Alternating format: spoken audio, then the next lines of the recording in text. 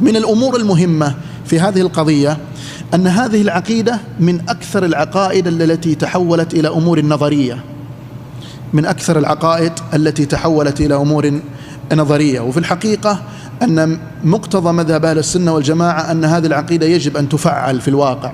فكثير من آل بيت النبي صلى الله عليه وسلم يعيشون معنا، هم أصدقاؤنا أو جيراننا أو زملاؤنا، فمقتضى مذهب أهل السنة والجماعة أن يظهر الزيادة في الاحترام والتقدير لهذا النوع من المسلمين، وهم قرابة النبي صلى الله عليه وسلم. أذكر أيام الثانوية كان لدينا أستاذ هو الشيخ طيب المعشي حفظه الله، كان إذا أتى بهدية في الفصل أول يسأل ويقول أين أهل البيت؟